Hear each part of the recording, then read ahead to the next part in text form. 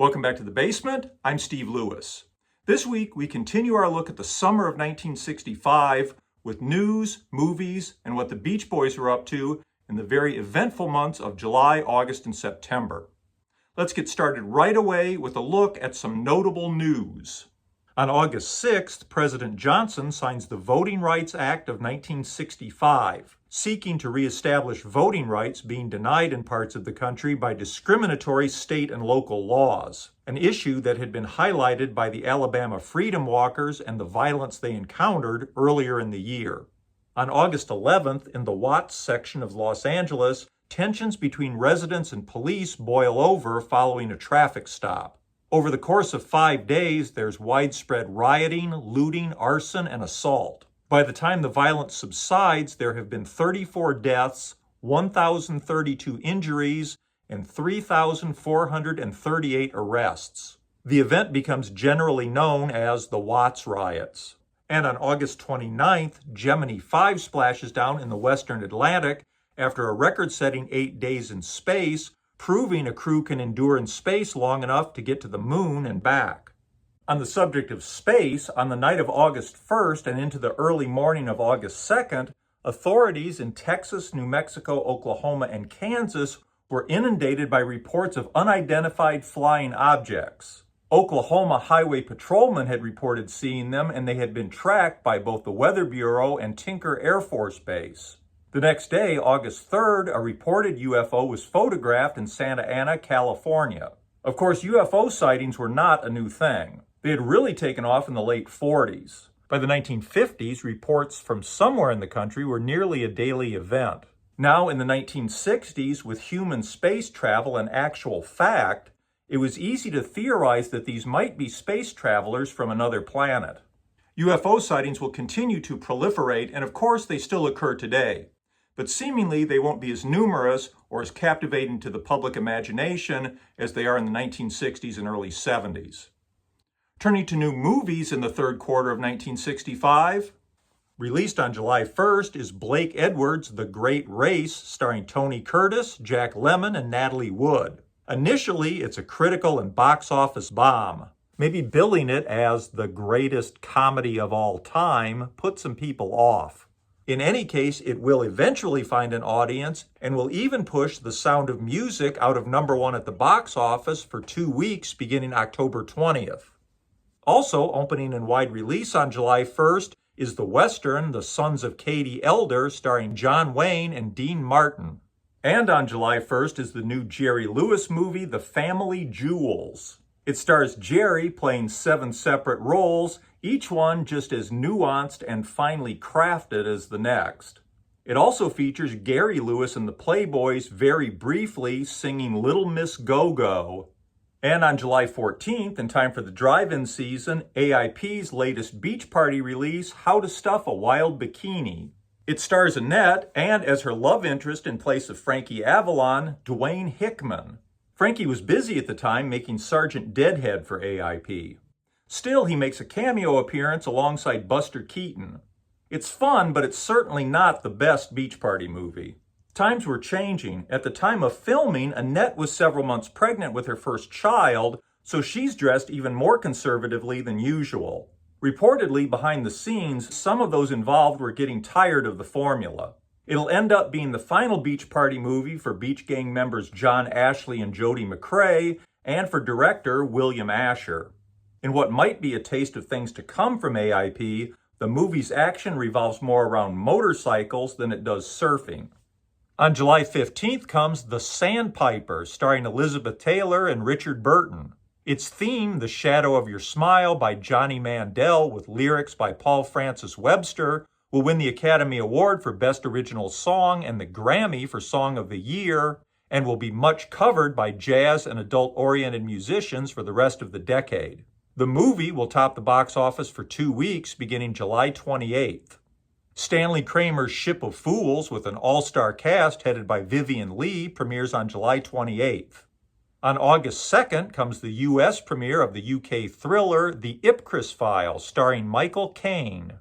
Opening on August 3rd is another UK production, the drama Darling, set in the fast-paced world of fashion in swinging 60s London. It'll win its star, Julie Christie, an Academy Award for Best Actress. Sticking with swinging London, on August 18th comes Having a Wild Weekend, starring the Dave Clark Five. As mentioned, the UK title is Catch Us If You Can. Also opening on August 18th is AIP's Sergeant Deadhead, starring Frankie Avalon.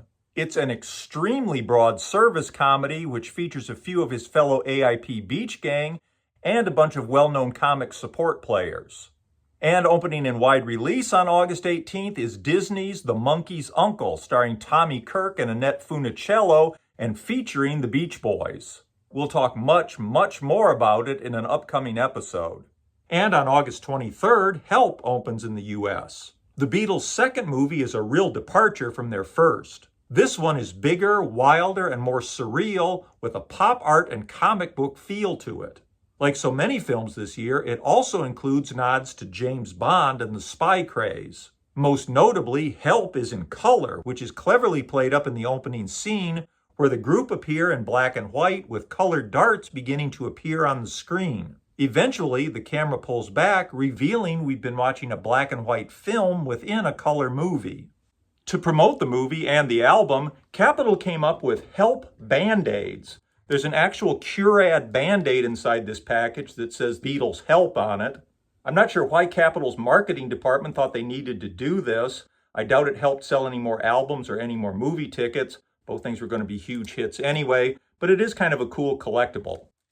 Getting back to third quarter movie releases, opening on August 25th is Wild on the Beach, an ultra-low-budget beach party movie that's notable only for featuring an appearance by the new singing stars Sonny and Cher. And what were our old friends the Beach Boys up to in the summer of '65? On Saturday, July 3rd, the Beach Boys play their first hometown show in nearly a year, headlining KFWB's Summer Spectacular at the Hollywood Bowl for an audience of nearly 15,000. For the big event, Brian returns to the lineup and Bruce sits the concert out. Other acts in the Summer Spectacular include the Righteous Brothers, Sam the Sham and the Pharaohs, the Byrds, Sonny and Cher, Dino, Desi, and Billy, and Donna Lauren, Ian Whitcomb, the Liverpool Five, and the Sir Douglas Quintet. Also on the bill are the Kinks on their first U.S. tour, which is becoming fraught with tension. While in Los Angeles over the prior few days, they had taped appearances for Shivaree, Shindig, and Where the Action Is. During the taping for the latter, frontman Ray Davis had punched a union official several times. During rehearsals for the Hollywood Bowl show, Dino, Desi, and Billy, whose new single I'm a Fool is currently climbing the charts, meet the Beach Boys for the first time. They get along, and the Beach Boys are sufficiently impressed with the audience reaction to their set to invite Dino, Desi, and Billy to open for them later in the summer. In particular, Billy Hinchy and Carl Wilson hit it off and become friends. The Summer Spectacular turns out to be Brian's last full concert appearance until August 1967 in Honolulu for the recording of a proposed live album.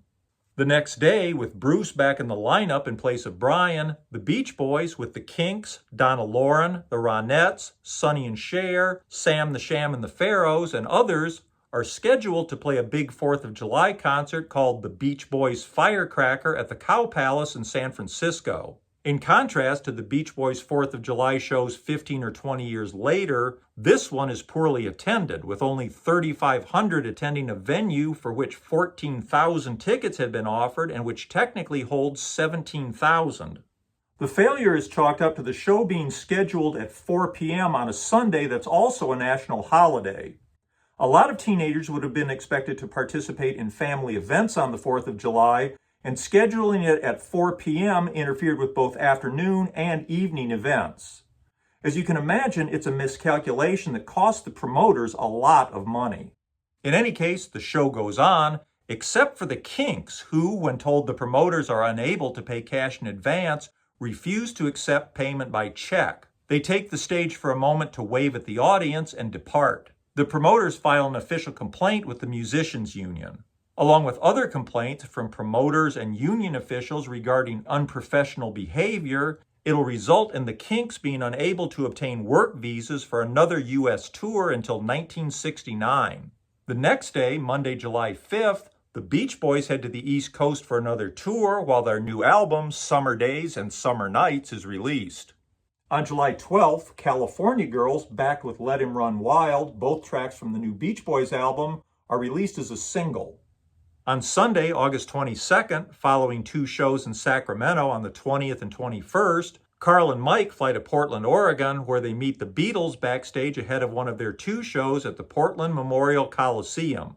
2 days later, on August 24th, the Beach Boys are back on the road in Sioux Falls, South Dakota, kicking off another North American tour. This one will end on September 25th, back in Portland, Oregon. On September 10th and 11th, the Beach Boys play one of their longtime favorite venues, the Lagoon, outside Salt Lake City. Capitol presses 1,000 promotional singles of Salt Lake City with Amusement Parks USA on the B-side to be given away by local merchants. The Beach Boys arrive a day early to receive keys to the city from Salt Lake City's commissioner. After the concerts, the Beach Boys return to LA for a few days.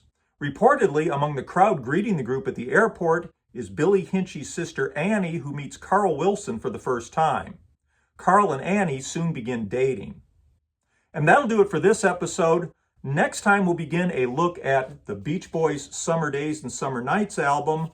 Following that, I want to spend an episode on The Monkey's Uncle. Then we'll wind up with television in the third quarter, and then begin winding up the year with a look at the fourth quarter of 1965. Meanwhile, hope you enjoyed this. Thanks for watching. Please hit like if you don't mind, and subscribe if you haven't. Have a great week. Bye.